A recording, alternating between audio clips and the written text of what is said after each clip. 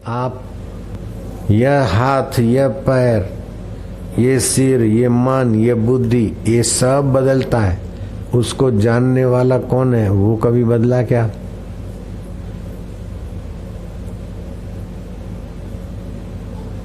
यह और वह दिखेगा तो मैं से ही, यह चाहे वह दिखेगा मैं से। और मैं को शुद्ध रूप में जान लिया, ये माना है मैं ब्राह्मण हूं, मैं फलाना हूं, मैं फलाना हूं, ये तो मैं के ऊपर शरीर का आरोप कर दिया। दुख का भाव आया तो मैं दुखी, सुख का भाव आया तो मैं सुखी, ये भी आरोप कर दिया। लेकिन वास्तविक मैं अर्जुन का जग गया तो अर्जुन कहता है नष्टो मोह स्मृति लब्ध हुआ, मुझे अपनी शुद्ध मैं की स्मृति आ गई। मैं तो था ही पहले, लेकिन अब स्मृति आई। नष्टो मोह स्मृति लब्ध हुआ। कैसे? बोले तव प्रसादात, आपके प्रसाद से। तव प्रसादात मया च्युत स्थिरो अस्मि गत संदेह। अब मैं स्थिर हो गया हूं अपने आप में, संदेह चला गया। अब मुझे पता चल गया पाप बाप नहीं लगेगा, अपना कर्तव्य करूंगा। करिष्ये वचनम तव, तुम्हारे वचनों का पालन करूंगा। तो भगवान ने सब गीता के उपदेश में ये कहा, माम अनुस्मर युद्धस्व, मेरा सुमरण कर। मेरा सुमरण माना जहां से मैं होता है ना, मेरा सुमरण। ये 5.5 फीट वाली आकृति मैं नहीं ही, मैं जहां से उठता है उस मैं का सुमरण कर और युद्ध कर, तो तेरे कर्मों में भी निखार आएगा और युद्ध का कर्म बंधन भी नहीं लगेगा। ध्यान देना, गिने गिनाए लोग होते हैं ना तो बहुत पक्के मजबूत लोग होते हैं, गिनाए गिनाए। बहुत ऊंची बात समझ सकते हो।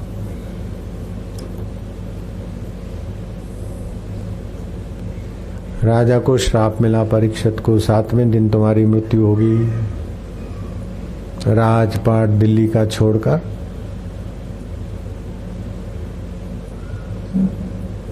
शुक्रताल चले गए, मुजफ्फरनगर से 30 किलोमीटर के अंतर पर गंगा किनारे। कई साधु आए, संत आए, ऋषि आए, मुनि आए। राजा बेचारा धर्मात्मा था, 7वें दिन मृत्यु है।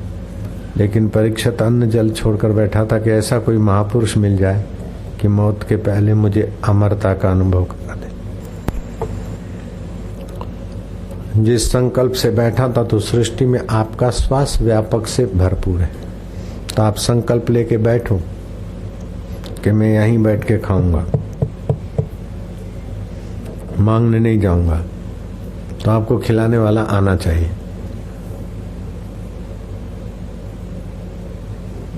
जितना बलवान संकल्प उतना जल्दी, लेकिन होगा। क्योंकि व्यष्टि, ये मेरी उंगली पूरे शरीर से जुड़ी है। मेरा अंगूठा अथवा शरीर का कोई भी अंग, शरीर समष्टि है और ये व्यष्टि है। व्यष्टि समष्टि से जुड़ी है।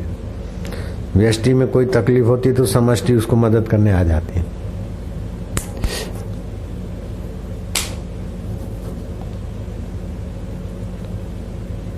तो ऐसे ही आपका श्वास व्यष्टि श्वास है, लेकिन समष्टि से जुड़ा हुआ है। और आप सात्विक भाव से बैठे हैं तो आपका संकल्प वहां पूरा होना चाहिए।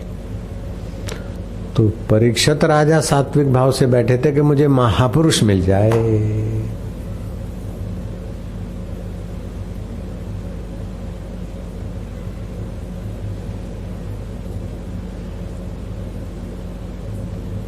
तो सुखदेव जी को स्फूर्णा हुआ कि इधर को मैं जाऊं, समाधि छोड़कर। चलते गए तो लोगों ने ए बाबा, ए लंगोटिया, ए फलाना, पत्थर कंकड़ मारे। मन में शोभ नहीं हुआ। जब परीक्षित वहां पहुंचे, लोगों ने उनकी समता देखी तो ऋषि मुनि साधु संत और राजा परीक्षित उठ के खड़े हो गए। सोने का सिंहासन बना था, कोई महापुरुष मिलेगा तो बिठाएंगे। स्वर्ण के सिंहासन पर राजा परीक्षित ने सुखदेव जी को बिठाया और कठौती में उनके चरण धोए। पैर पोंछे, तिलक किया, फूलमाला पहराई, आरती की, इसको बोलते अर्घ्यपाद से पूजन किया। आज्ञा हो निवेदन करो। राजन पूछो, मनुष्य को अपने जीवन काल में क्या करना चाहिए और मृत्यु निकट हो तो क्या करना चाहिए? सुखदेव जी कहते हैं कि राजन, तुमने प्रश्न बहुत ऊंचा किया है, तुम्हारी बुद्धि का हम अभिवादन करते हैं। ये तुमने अपने लिए नहीं, मानव मात्र के लिए पूछा है। मनुष्य को जीवन काल में भगवान तत्व का ज्ञान पा लेना चाहिए। दुनिया भर का जो भी पाते ना, उससे कोई सार फल नहीं मिलता। कितना भी पीएचडी कर दो किसी सभी सब्जेक्टों पर, फिर भी अंत में निराश होकर दुखी होकर मरेगा। जीवन में मनुष्य को परमात्मा ज्ञान पा लेना चाहिए, परमात्मा स्मृति पा लेनी चाहिए। तस्मात् सर्वात्मन राजन, जो सर्वात्मा भगवान है, सबके अंतःकरण में अंतर बाहर जो व्याप रहा है, तस्मात् सर्वात्मन राजन हरि अभिधीयते। श्रोतव्य, भगवान के विषय में सुनो। कीर्तितव्यस्य, उसके कीर्तन, उसके गुणगान करो। स्मृतव्यो भगवन् नृणाम, श्रोतव्य कीर्तितव्यस्य सुमृतव्यो भगवन् नृणाम। मनुष्य को भगवान के विषय में सुनना चाहिए, उसकी कीर्ति का गान करके उसके भाव से एकाकार होना चाहिए और भगवान की स्मृति करनी चाहिए। तो भगवत ज्ञान, भगवत प्रीति और भगवान की स्मृति करके भगवान में विश्रांति। गहरी नींद में हम तमस की चादर ओढ़कर भगवान के करीब विश्रांति पाते, तभी भी हमारा मन बुद्धि साफ सुथरा हो जाता है, शरीर थकान से रहित हो जाता है। अगर हम भगवान के स्वरूप का ज्ञान सुनते सुनते उसकी स्मृति और कीर्ति का अनुसंधान करते करते ध्यान में जाएं, तो हमारा चित्त भगवताकार हो जाएगा। शत्रु को देखते तो चित्त शत्रुकार हो जाता है, मित्र को देखते तो मित्राकार हो जाता है, पत्नी को देखते तो पत्नी के विषय का ही मन बन जाता है। ऐसे ही चिंता का विषय होता है तो मन चिंताकार बन जाता है। तो ये जिससे बनता है वो वस्तु ज्यों की त्यों है, लेकिन जो बनता है बन बन के बिगड़ जाता है। दुख बना, इसने ऐसा करा वैसा करा, वो दुख आके चला गया, लेकिन जिस पर बना वो ज्यों का त्यों, जिससे बना वो ज्यों का त्यों। जैसे सुनार की एरण होती है, एरण ज्यों की त्यों और गहने किस्म किस्म के बने चले गए। सड़क ज्यों की त्यों और ट्रैफिक किस्म किस्म की पसार हुई। ऐसे ही आपका परमेश्वर जो है वो अचल है,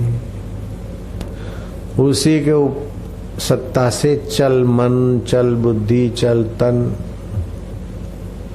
बदल रहा है। अचल ज्यों का त्यों है, उस अचल को समझकर उसमें प्रीति करके उसमें विश्रांति पाए तो मन बुद्धि भी बड़ा प्रखर बन जाता है। व्यवहार के सर्टिफिकेट कोई माना नहीं रखते। तो मनुष्य को जीवन काल में भगवत ज्ञान, भगवत कीर्ति और भगवत विश्रांति,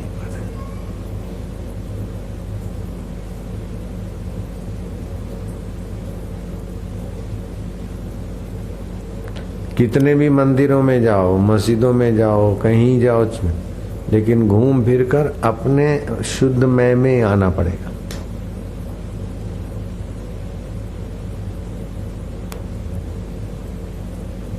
कितने भी राज और संपर्क, सब लोग तुम्हारी सराहना करें, विश्व भर के लोग आपको माने के श्रेष्ठ नेता हैं, श्रेष्ठ व्यक्ति हैं, फलाना है, लेकिन आखिर क्या?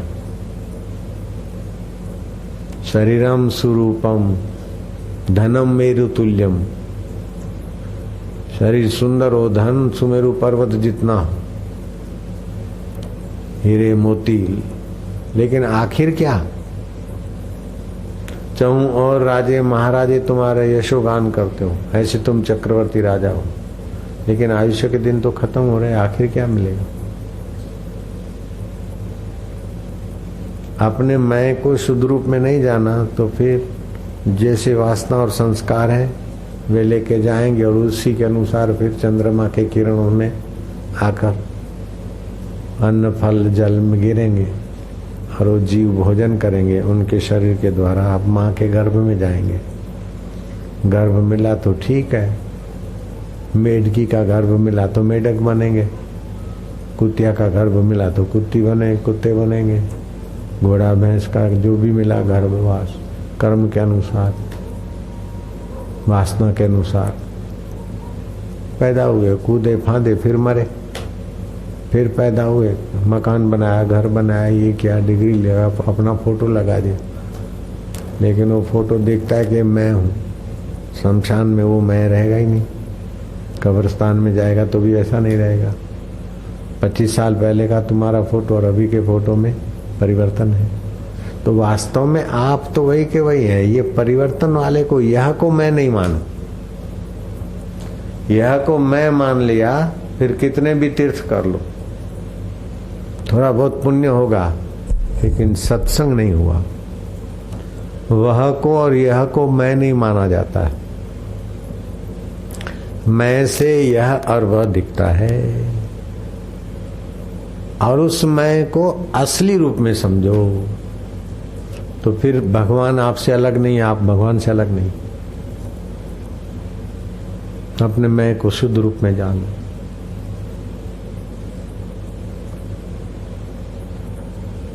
मनोबुद्धि अहंकार चित्तानि नाहम्। तो अपने मैं को जानोगे तो राग मिट जाएगा, भय मिट जाएगा। जो अपना मैं यहाँ है वही मैं सब में स्फुरित हो रहा है। भय चला जाएगा, शोक चला जाएगा, बीती हुई बात का ऐसा हुआ ऐसा हुआ, शोक चला जाएगा, भय चला जाएगा। और ईश्वर से दूर हूं ये भ्रम चला जाएगा। मैं दुखी हूं ऐसा कभी नहीं लगेगा, मैं सुखी हूं ऐसा कभी नहीं लगेगा। दुख और सुख से बहुत ऊपर उठ जाओगे।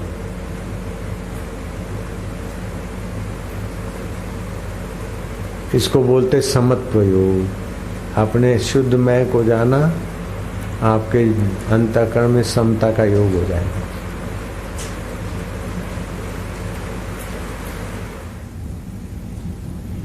मेरा परमात्मा सतरूप है, चेतन रूप है, आनंद रूप है, मुझसे दूर नहीं, यह नहीं वह नहीं। जहां से मैं होता है वही मैं, मेरा आत्मा है।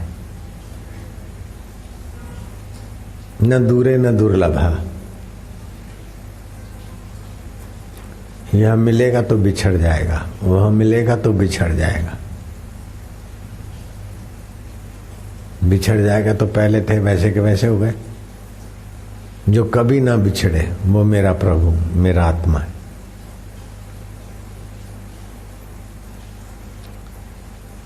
यह वह बिछड़ जाएगा। मैं बिछड़ेगा मेरे से कभी। मैं स्वर्ग में हूं, मैं नरक में हूं, मैं पापी हूं, मैं पुण्य, मैं तो हूं। उस मैं को ठीक रूप से जान ले, हो गया साक्षात्कार। ब्राह्मी स्थिति प्राप्त कर कार्य रहे ना शेष।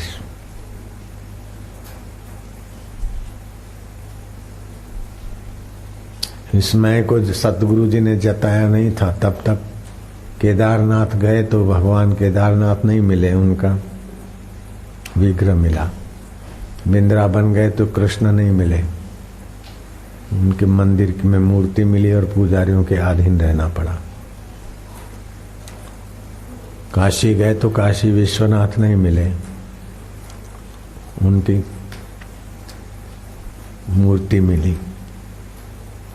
जब गुरुजी अपने मैं में ले गए तो जहाँ जाए वहाँ काशी विश्वनाथ, जहाँ जाए केदार, जहाँ जाए कृष्ण। खाऊं पीऊं सो करूं पूजा, हरू फरू सो करूं परिक्रमा, भाव न राखूं दूजा साधो भाई सहज समाधि भली। गुरु कृपा भई जा दिन से दिन दिन अधिक चली।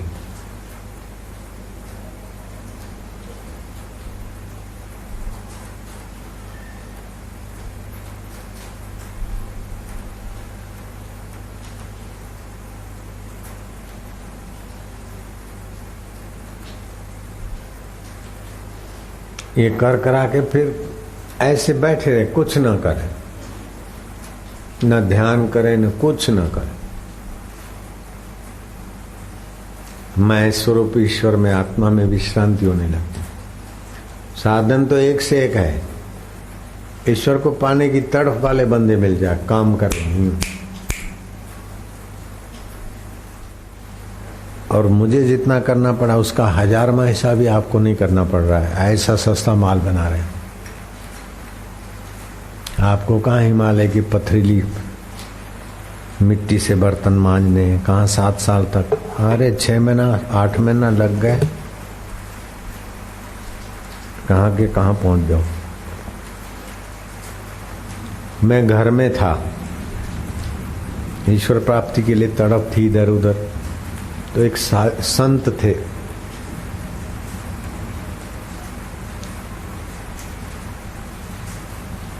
वो भी बड़ी कठिनाइयों से संत बने थे। उनका नाम था चुनीलाल। वो संत बनना चाहते थे। माँ बाप बोले बेटा शादी कर ले, फिर जो भक्ति करना है तो कर।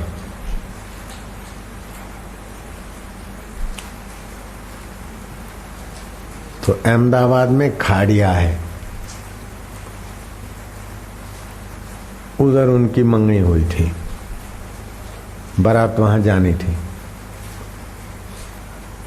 बड़ौदा के पास जहां भी रहते थे, वो अहमदाबाद स्टेशन पे उतरे। फिर उस समय इतने ऑटो वाटो नहीं थी, आज से 70 साल पहले, 60 साल पहले ऑटो वाटो इतनी नहीं थी।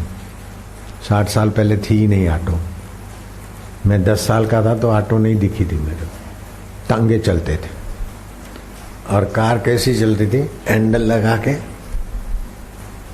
स्टार्ट करो, ऐसी कारें थी। मैं जब 8-10 साल का था वैसी कारें थी। बैटरी से स्टार्ट होने वाली कारें तो बाद में आई।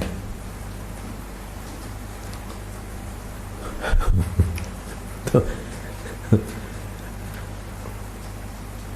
चुनीलाल युवक को दुल्हा बनाकर उसकी माँ और उसके बाप और 2-3 व्यक्ति रेलवे स्टेशन से उतरे। तांगे में बैठना था दुल्हा को और 3 व्यक्तियों को। तांगे वाले ने पैसे ज्यादा कहे,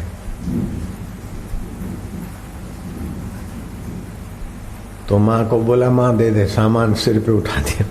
दुल्हा ने बोले इतना तो चल लेंगे।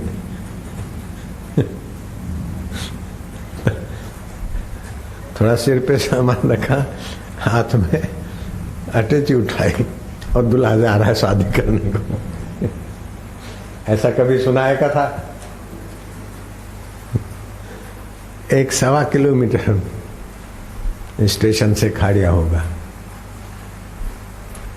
बोले इतने काहे को देंगे, पसीने के पैसे हैं।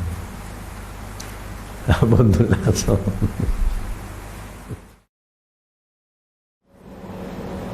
बन बन के खेल, सब स्वप्न हो रहा है। तो आत्मदृष्टि से देखो तो ये जगत कोई माना ही नहीं रखता। अब व्यवहार दृष्टि से देखो तो बड़ा विचित्र है। तोबा करा देवे, जगत को सच्चा मानो तो तोबा करा देवे, और अपने को देखने वाले को सत्य मानो और इसको बदलने वाला मानो तो मौज करा देता है। अगर सत्य को मैं रूप में, सत्य को सत्य रूप में जानते हो तो ये जगत कुछ भी नहीं है। जैसे बचपन में चवन्नी के चॉकलेट हमको प्रभावित कर देते थे, 2 आने की चीज कोई छीन लेता तो हम दुखी हो जाते थे। लेकिन अब देखो तो कुछ नहीं, चवन्नी दोवन्नी अट्ठन्नी, रुपया 2 रुपया कुछ भी नहीं। लेकिन उस समय कितना महत्वपूर्ण लगता था। अब उसको जानने वाला है, लेकिन वो परिस्थितियां का कोई महत्व नहीं। बचपन की कोई भी परिस्थिति का कोई महत्व नहीं। ऐसे आज की परिस्थिति कुछ समय के बाद उसका कोई महत्व नहीं। लेकिन जिसका महत्व है वो हमसे कभी बिछड़ता नहीं, वो हमसे कभी दूर होता नहीं। न दूरा न दुर्लभा, न दूर है न दुर्लभा है। सो साहेब सद सदा हजूरे, अंधा जानत ताको दूरे। उस साहेब को पाने के लिए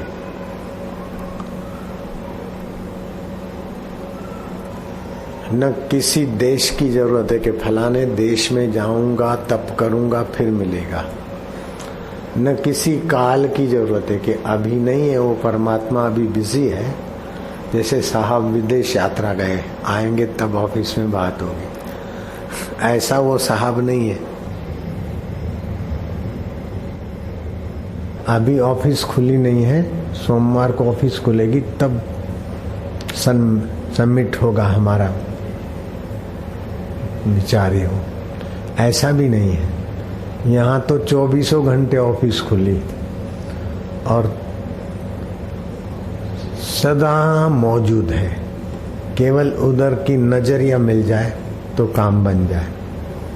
वशिष्ठ जी कहते हैं, हे राम जी, फूल पत्ते और टहनी मसलने में परिश्रम होता है, क्योंकि वो बाहर है और मसलने में परिश्रम होता है। वो तो अपना आपा है, उस आत्मदेव को, उस मैं के शुद्ध रूप को जाने में क्या देरी है। लेकिन पूर्व आग्रह है कि इतना करेंगे तब भगवान मिलेंगे, इतना करेंगे तब मिलेंगे, और फलानी जगह भगवान है। उसी में लोग बेचारे उलझ जाते।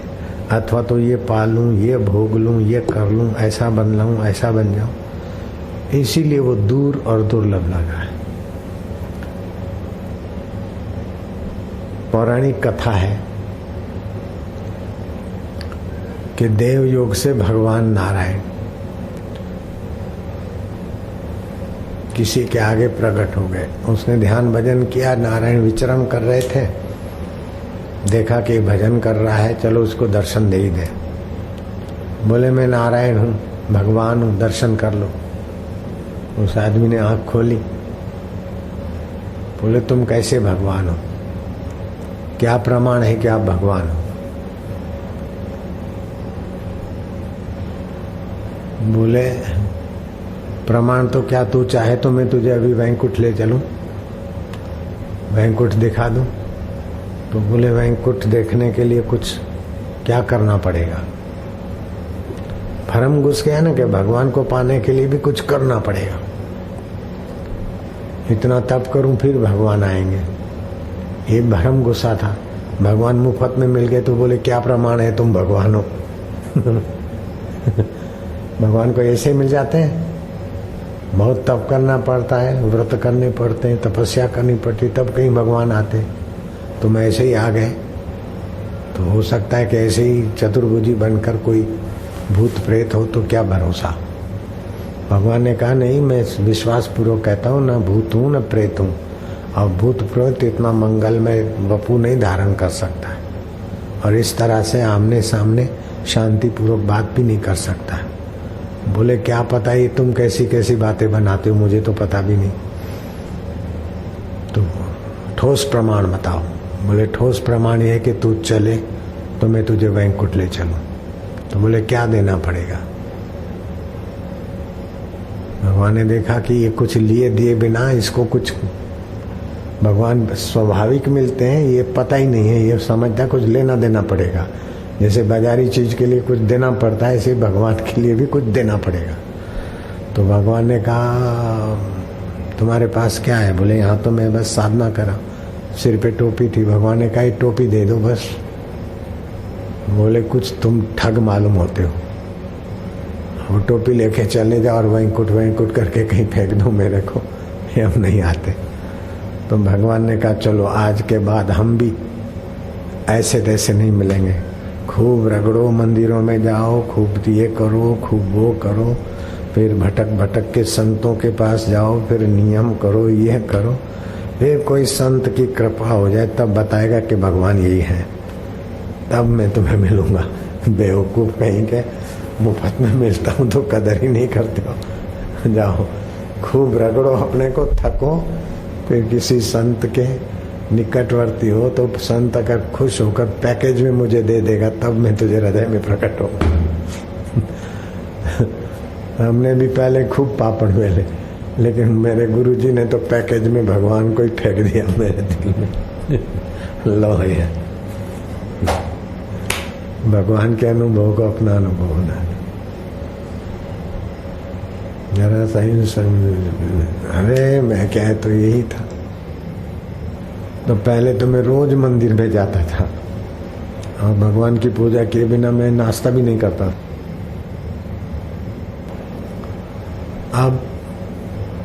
अब नाश्ता करूं, भोजन करूं, सब पूजा ही पूजा है। कभी मंदिर में जाने को, मंदिर नहीं जाना ये भी नहीं, और मंदिर जाना है ये तो होता भी नहीं। मन मन का उसकी माला है, तन उसका एक शिवाला है, जब देखो भोला भाला है। निरंजन वन में साधु अकेला खेलता है, जहाँ इंद्रियां नहीं पहुंचती उस निरंजन आत्मा में संत अकेले खेलते। बखड़ माथे गौ भी आई, नीचे के केंद्रों में जो वृत्ति विचार हाय हाय के थे वो चले गए ऊपर की वृत्ति पर। बखड़ माथे गौ भी आई, उसका दूध बिलोता है। माखन माखन साधु खाए, छाछ जगत को पिलाता है।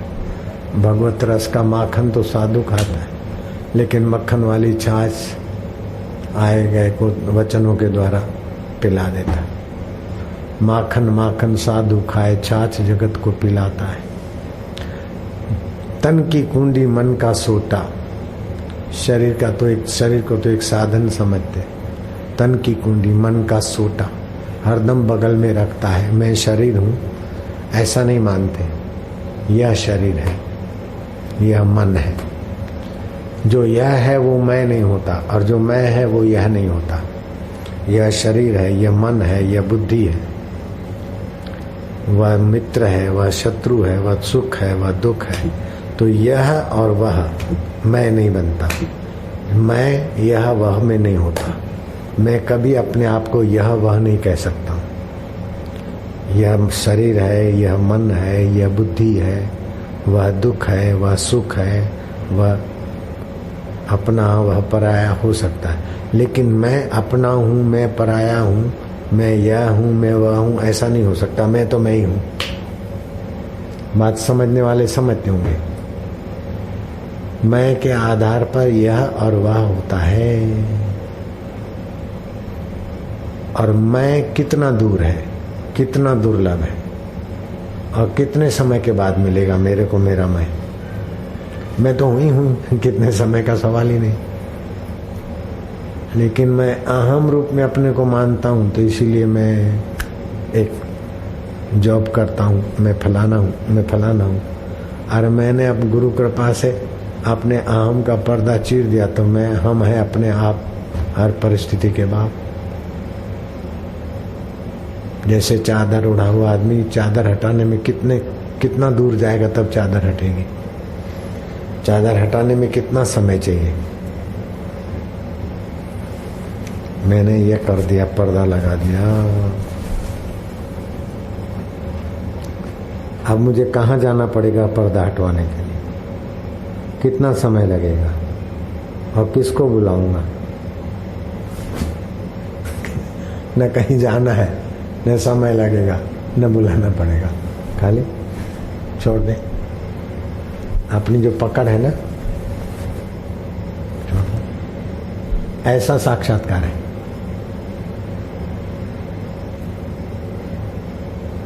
यह मेरा, वह मेरा, ये मेरा, ये वो, इसी में असली मैं ढका रहेगा।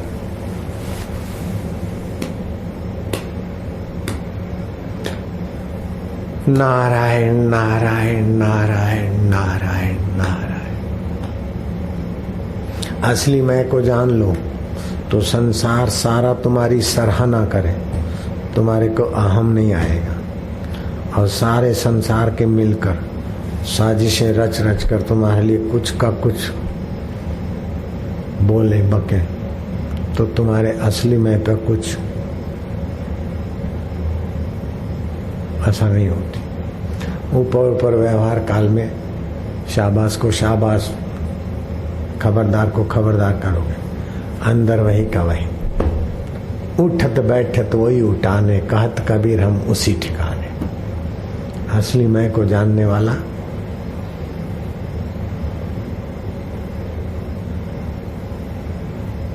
महापुरुष कहा जाता है, ब्रह्मज्ञानी कहा जाता है। वशिष्ठ जी ब्रह्मज्ञानी और भगवान राम उनके चेले। ब्रह्मज्ञानी तो ब्रह्मज्ञानी होता है,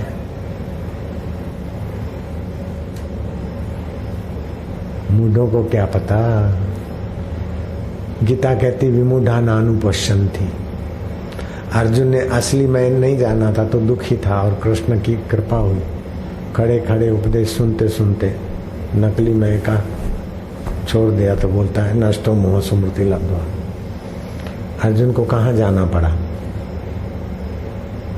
खाली पकड़ छोड़ देनी पड़ी बस, वो भी युद्ध के मैदान में। क्या देर लगी, सुनते सुनते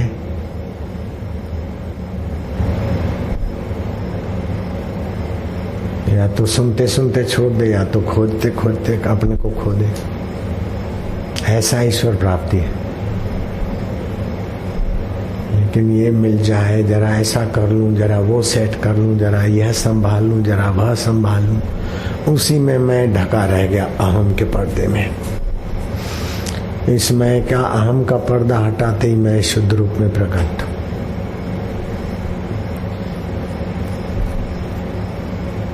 फिर संसार का काम भी अच्छी तरह से हो जाता है।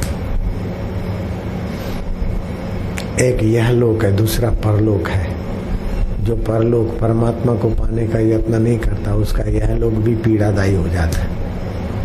लेकिन जो परमात्मा लोक को पाता है उसके लिए यह लोक भी सुखदायी हो जाता है। भले वातावरण पीड़ा वाला आ जाए लेकिन वहां सुख ही सुख रहता है। बाहर का वातावरण पीड़ादायी आ जाए फिर भी उस महापुरुष के अंतःकरण में चैतन्य का सुख शांति बरकरार रहती। राम जी हाय सीते सीते आंसू बहा रहे, भैया लक्ष्मण आंसू बहा रहे मर्यादा के व्यवहार में, भाव के जगत में। लेकिन अंतःकरण में राम जी उस समय भी वही है। हाय लक्ष्मण करके आंसू बहाते उस समय भी राम जी जानते हैं कि व्यवहार में मर्यादा में मन का भाव है, चित्त की दशा है। ये तो आप भी जब भाव में आ जाते होंगे तो दिखता होगा कि ये भाव है। आप भी कभी किसी के लिए रोते हैं तो दिखता होगा कि ये रुदन है, और किसी के लिए खुश होते होंगे तो दिखता होगा कि ये खुशी है। तो यह रुदन है, यह खुशी है, ये मैं के बिना दिखेगी क्या? उस मैं के ऊपर जो अहम का पर्दा है उसी को हटाना है, और कोई मेहनत नहीं है। वो जरा गुरु की कृपा चाहिए तो जरा अपना प्रयत्न है और गुरु की कृपा हट गया जा। 40 दिन में कोई MBA हो सकता है क्या, BA हो सकता है क्या, KG पास कर सकता है क्या 40 दिन में? लेकिन सारी पोस्टों से ऊपर की पोस्ट 40 दिन में मिल सकती है, 7 दिन में मिल जाती है। 7 दिन में परीक्षक को मिल गई, हमको 40 दिन में मिल गई। मैं तो कहता हूँ 40 साल में भी मिले आत्म पदवी तो सौदा सस्ता है।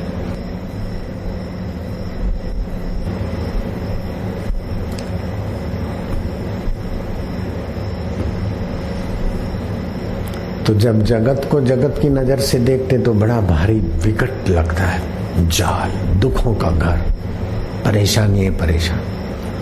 और जगदीश्वर जब बेपर्दा हो जाता है मैं, तो लगता है कि जगत कुछ भी नहीं है, ये आके चला गया, ये आके चला गया, ये अफवाह आके चली गई।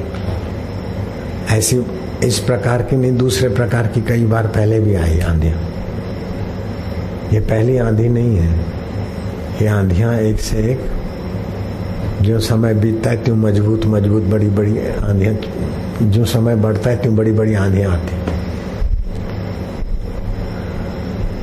जैसे 100 किलो का वेट पहले सह लिया तो 90 किलो का तो वेट लगेगा ही नहीं, हो तो खिलवाड़। जब 110 का होगा वो भी, जब 200 का आएगा तब लगेगा कि आया कुछ। 100 किलो का आया तो उसको तो नचाते नचाते रवाना कर दिया।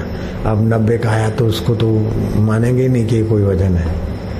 110 का आएगा तो भी चला जाएगा। जब 200 का होके आता है तो जरा उसको नचाना पड़ता है, फिर वो भी चला जाता है। अब फिर आएगा तो 200 तक का तो कैपेसिटी हो गई। एक पहलवान था, वो अपने कंधे पर वो भैंसे के नीचे खड़ा हो जाता और फिर भैंसे को कंधे पे लेके दंड बैठक करता थल्ले पे। लोग हैरान होते कि ऐसा पहलवान कहीं नहीं देखा। भैंसा तो समझते ना, भैंस का दूध होता है ना, उसका बच्चा हुआ और वो खाते खाते खाते बच्चा बाप बन गया, बूढ़ा बन गया, भैंसा बन गया। उसको उठा के दंड बैठक करना कैसा लगे? तो उससे पूछा गया कि भाई पहलवान तो हमने देखे सुने, लेकिन भैंसे को उठाकर दंड बैठक करे, ऐसा पहलवान देखा क्या कभी? तो बोले हमारी भैंस ने दिया था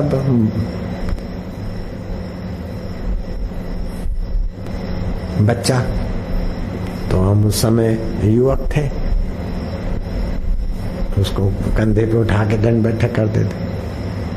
फिर ये बढ़ता गया तो हम थोड़ा ये कोई साधन बढ़ाते गए, लकड़ा वकड़ा पाटिया वाटिया, ताकि पूरा उठे।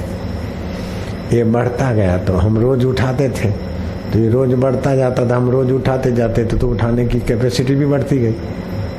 दूसरे पहलवानों के लिए बड़ा कठिन लगता है, लेकिन मैं तो रोज अभ्यास करता हूँ ना, मेरे लिए कुछ भी नहीं।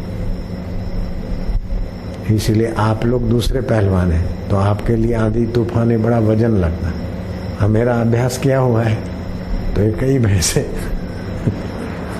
भाई दे धराधा।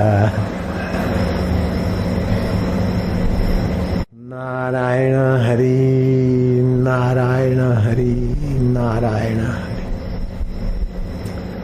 ऐसे नानक जी का भी अभ्यास था, तो नानक जी को जेल में भी रख दिया, तब भी नानक जी दुखी नहीं रहे होंगे।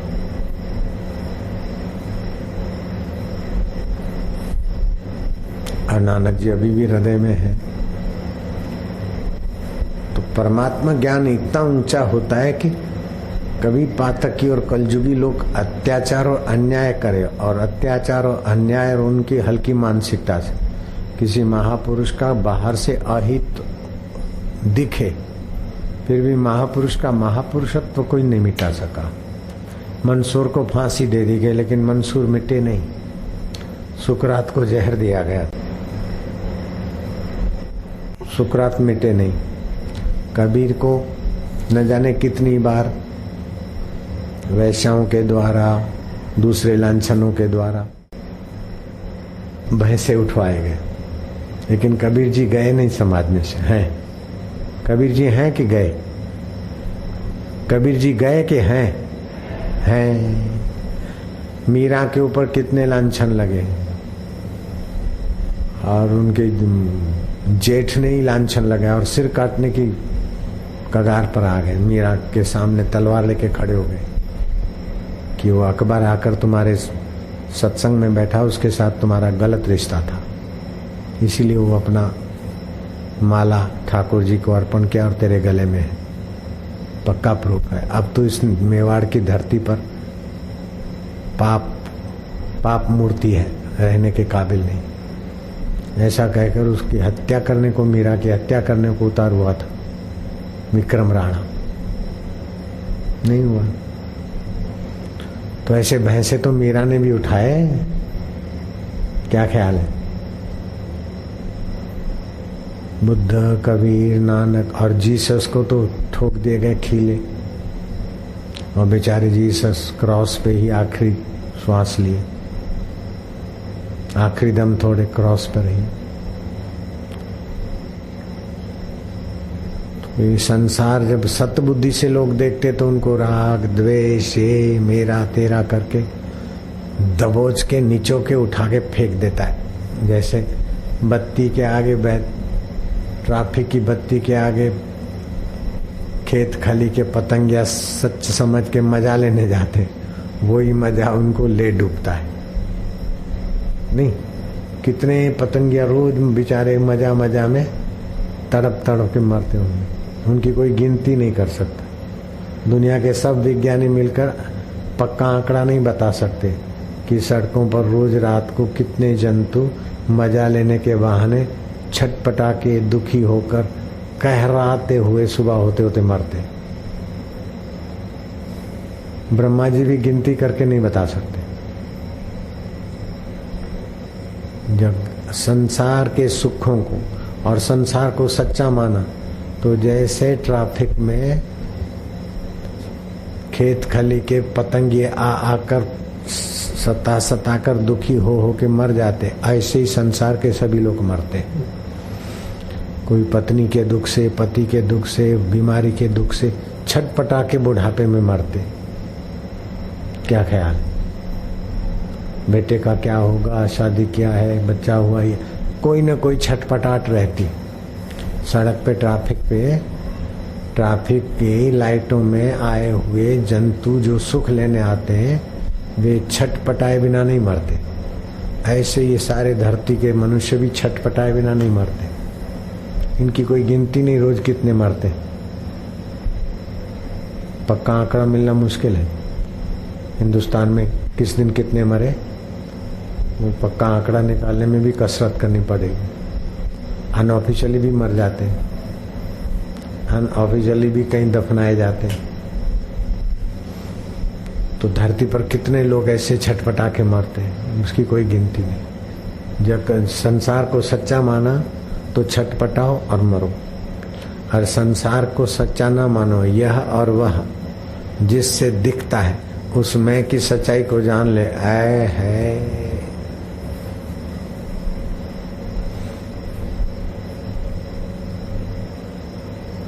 हम हैं अपने आप हर परिस्थिति के बाप। चाहे है सीता करके राम जी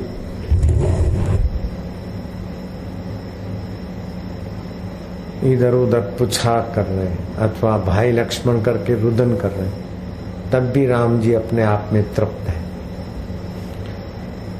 राज करे रमणी रमे के ओढ़े मृग छाल, जो करे सो सहज में सो साहिब का लाल। कभी राज करे, कभी जगत का व्यवहार करे, कभी मृगशाला उठ के पड़े रहे। सहज में महापुरुष, उनके लिए जगत कुछ भी माना नहीं रखता।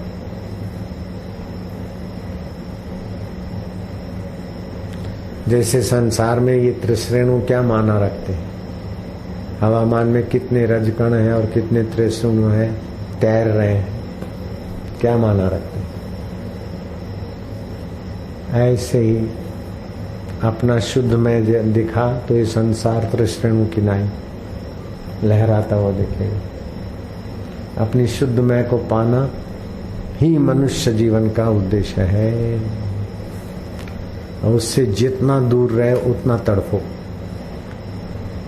जल्दी जितना मिला उतना जल्दी काम हो। हम सेवा कार्य करते हैं, अगर ईश्वर की प्राप्ति की तरफ नहीं लगते तो सेवा भी नहीं होती ईमानदारी की। नहीं तो सभी ऑफिसों में हमारा सेवा कार्य ही है, सभी सेवा करते हुए देखते हैं, लेकिन ईश्वर की तरफ से जो सेवा बनती है वो सचमुच में सेवा है, बाकी सब दिखावा। ईश्वर की प्राप्ति के निमित्त जो सेवा होती है उस सेवा का तो रंग और होता है। कोई बोले मुझे ईश्वर प्राप्ति हो जाए फिर मैं सेवा करूंगा, फिर सेवा की जरूरत नहीं है, फिर तो तुम्हारी रहमत हो गई, फिर सेवा क्या है। ईश्वर प्राप्ति के पहले सेवा है, ईश्वर प्राप्ति के बाद सेवा नहीं है, विनोद है। तुम्हारा विनोद दुनिया की सेवा हो जाएगी। तुम्हारा सहज में उठना बैठना बोलना चालना सोचना जगत की सेवा हो जाएगी। लगता है कि मैं सेवा कर रहा हूं सत्संग, लेकिन मैं अपने आप में ये नहीं महसूस कर रहा हूं कि मुझे कोई बोझा लग रहा है, मैं कोई सेवा कर रहा हूं। सहज मनोरंजन ज्ञानी का जगत की सेवा हो जाती। सूर्य का मनोरंजन दुनिया की सेवा हो जाती।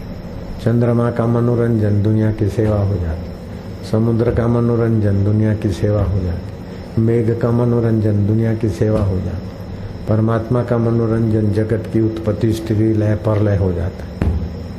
यह बात है। जो मैं को शुद्ध रूप में जानता हूं उनके लिए तो मौज ही मौज है, और जो मैं को अहम से ढका हुआ है और जगत को सच्चा मान के सुखी होने के लिए भटकता है, वो ट्रैफिक के जंतुओं की नहीं तड़प तड़प के कुचल कुचल के मार देता है अपने को।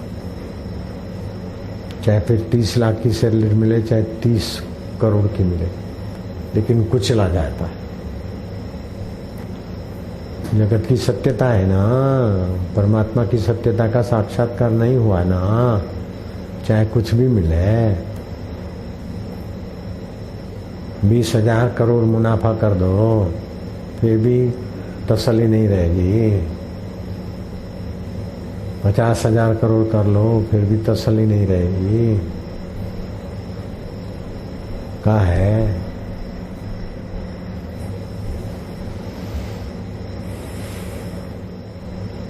उस परमात्मा में आ जाओ तो बड़ी बड़ी आंधी तूफान बड़े बड़े भैंसे भी वो पहलवान के लिए विनोद होता था, लोगों के लिए बड़ा आश्चर्य होता था। बड़ा भैंसा लेके दंड बैठक करे थल्ले पे,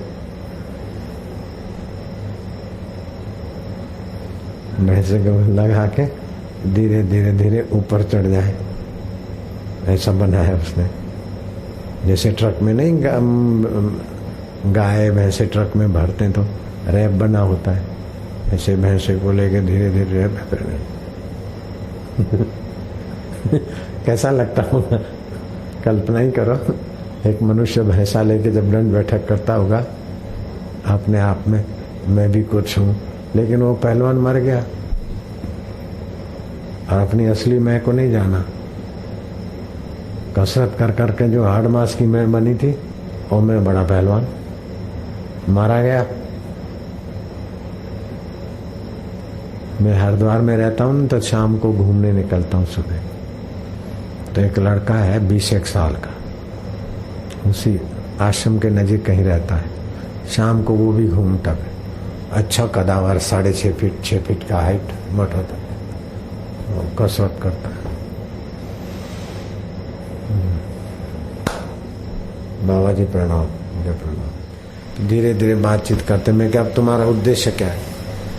उसने बोला मैं अपना जीवन तब सफल मानूंगा कि ये गंगा किनारे जो कोई सबसे बड़ा पेड़ है उखाड़ के जिस दिन मैं बाहर ले जाऊंगा तब समझूंगा मेरा जीवन सफल है।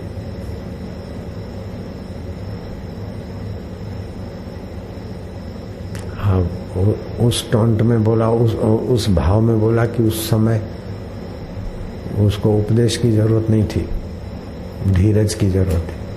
फिर हम घूमते घामते 1 साल, दूसरे साल, अभी ये 3रा साल हुआ कि दूसरा साल हुआ। अब एक जगह बैठा था, मैं वहां से गुजरा तो उठ के खड़ा हुआ, प्रणाम किया। फिर बातचीत करते करते मैं क्या, कैसा तुम्हारा उद्देश्य? तो बोले बाबा माफ करना है, ये मेरी गलती थी। ये भी एक अहम है अपने आप में, जो कुछ कराता है वो कराता। तो संयम में, अकेले रहने में, गंगा किनारे रहने में, संत को प्रणाम आदि करने में विवेक का विकास हुआ। अपने आप बोला कि ये बेवकूफ़ी थी, मैं काहे को कहूँ तू बेवकूफ़ है। उस समय मैं बेवकूफ़ बोलता तो मैं ही बेवकूफ़ साबित होता। मैंने धीरज रख दिया, समय आकर सब कुछ संवार लेता है। लेकिन सत्संग से जो फायदा होता है, सत्संग से जो असली मैं का रस और ज्ञान होता है, वो दुनिया की सारी कमाइयां उसके आगे दो कौड़ी की हो जाती। इसीलिए राजे महाराजे राजपाट छोड़कर गुरुओं के द्वार पर झाड़ू बुहारी लगाते, बर्तन मांजते। हमने भी बर्तन मांजे, सौभाग्य। हमने भी बुहारी लगाई, हमने भी गुरु जी के खत पढ़े, गुरु आश्रम में कोई भी सेवा हुई तो हमने कर ली। उसका आनंद और है। गुरुद्वार पर सेवक होकर रहना भी सौभाग्य की बात है, बजाय सम्राट होकर रहना। सम्राट तो अहम सजाएगा और भोग भोगेगा, और सेवक अहम मिटाएगा और योग करेगा। बोलो, सेवक बड़ा कि सम्राट बड़ा? सम्राट तो अहम सजाएगा और भोग भोगेगा, पुण्य और स्वास्थ्य बिगाड़ेगा, और सेवक अहम मिटाएगा और सेवा करेगा। तो किसका भविष्य उज्जवल होगा? अहम बढ़ाएगा और भोग भोगे, उस समय तो बड़ा और सुखी दिखेगा, और दूसरा अहम मिटा रहा है और सेवा कर रहा है, उस समय बेचारा सादा सुदा दिखेगा। ये बेचारे साधक बेचारे। तो हम अभी तो हमारे छोरे तो मौज में रहते हैं, हम तो बेचारे होके रहते थे। हमारे छोरे जो आश्रम में ना, वो तो ठाठ से रहते हैं। हमको ऐसे कपड़े पहनने का तो ऐसी सुविधाएं नहीं थी नैनीताल की कुटिया पे जैसे हमारे आश्रम में। लाइट, मकान, या लोग छोटे से उसमें रहते, पानी भर के ले आते, सब्जियां खरीद के ले आते, हाथ से उठा के 2-2 किलोमीटर नैनीताल के बाजार से, जहाँ लाली और लिपस्टिक वालियों का दर्शन होता था। ऐसे बाजारों से खरीदी करके और कुटिया में साधना करना, सेवा करना।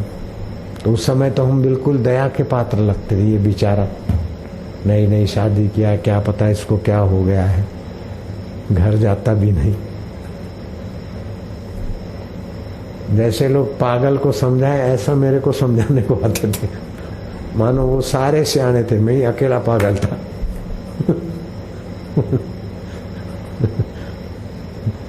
घर में भी, ससुराल वाले भी, पड़ोस वाले भी, और घर से छोड़ के गुरु जी के वहां गए, तब भी वही सिलसिला चालू रहा। तुम्हारे अकेले इधर रहने से इतने परिवार वाले दुखी होते हैं। घर में भी रह गए तो भजन हो सकता नहीं। हम भी तो देखो आते जाते आगरा से आए, मैं प्रैक्टिस करता हूँ, मैं डॉक्टर हूँ, स्वयं को तो हम भी मानते, तुम भी। क्या क्या समझाए जो आते थे ना साधक दर्शन करने को, उनको फिर वो हमारे जो हरीफ होते थे ना, भाई ये आ गया ना आ जाए, उनको बोलते ये शादी शुद्ध करके इधर आ गया, समर्पित हो गया, जरा समझाओ। फिर वो मेरे पीछे पड़ जाते, आने वाले दर्शनार्थी मेरे को अकल देते थे। कैसा गुजारा हुआ होगा। एक तो गुरु जी का खास सेवक सीनियर था, हम जूनियर थे, तो हम टिक जाएं तो उसका प्रभाव कम हो जाएगा, वो भगाने में लगा। और फिर जो आश्रम में आते थे सब पुराने का ही आदर करेंगे, और गुरु जी के क्लोज वही था, हम तो बहुत दूर थे। तो जो भी आते थे उसी ग्रुप में होते थे, हम अकेले ही। और सारा ग्रुप का ग्रुप मेरे को अक्ल देता, टोंट मारता, विचित्र विचित्र सेवा पकड़ा देता ताकि भागे। एक बार तो ऐसा किया कि न जाने क्या बंसी बजाई गुरु जी के पास, और बाहर आया कि साईं ने आ गया, क्या जल्दी जाओ अहमदाबाद पहुंचो। मैं कह अरे साईं ने आ गया कर दिया। वो मेरा बोरी बिस्तर बंधवा के मेरे सिर पर रख दिया, और मैं वो फिर उतरने को मजबूर कर दिया। मैं पहाड़ी से उतरा, और बस का अड्डा कहाँ, नीचे सड़क पे बस रोके तो बस तो क्या रोके, बारिश आए। ऐसे करते करते काठगोदाम पहुंचा, और हनुमान के मंदिर की उसमें रात गुजारा क्या, दूसरे दिन गाड़ी में। तो खेल कई बार हुए। तो इस प्रकार के तो भैंसे उठा के आए। आंधियां तूफान तो तब से चले, कंधे मजबूत हो ऐसी। मेरे गुरुजी ने जो परमात्मा प्राप्ति के लिए सहा, उसका 100वां हिस्सा भी मैंने नहीं सहा। फिर भी जो सहा उसका 1000वां हिस्सा भी आपको नहीं सहना पड़ेगा, और मैं रब का रास्ता दिखा दूं।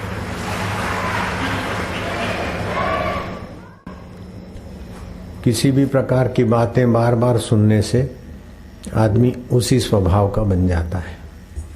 सत्संग की बातें सुनने से सत्संगी स्वभाव बन जाएगा। बनियागिरी की बातें सुनते व्यापारी बन जाएगा। डॉक्टर की बातें सुनने और रटने से वो हो जाएगा। मीडिया की बातें बोलने सुनने में मीडिया का ही अच्छा अनुभवी बन जाएगा। ऐसे ही चावल का बिजनेस वाला फिर चावल में ही जानेगा, परिमल ये भाव है, बासमती ये भाव, जीरा सर ये भाव, फलाना ये भाव, फलाना ये भाव। तो सत्य की बातें जो सुनता है, विचारता है, वो असत जड़ दुख रूप संसार के बहाने वाली चीजों में सतबुद्धि नहीं करता। संसार की चीजें कभी इधर कभी उधर, मन भी कभी इधर कभी उधर, बुद्धि भी कभी इधर कभी उधर। लेकिन जो सत्संगी है, और वशिष्ठ जी कहते हैं राम जी तुम मेरे वचनों के अधिकारी हो। जो मूर्ख है ना, डामाडोल हो जाते हैं, वो संत वचन के पात्र नहीं होते हैं, तो सत्संग का अमृत ढोल देते हैं। जो पात्र होते हैं उनको पाकर वशिष्ठ जी प्रसन्न होते हैं कि तुम मेरे वचनों के अधिकारी हो।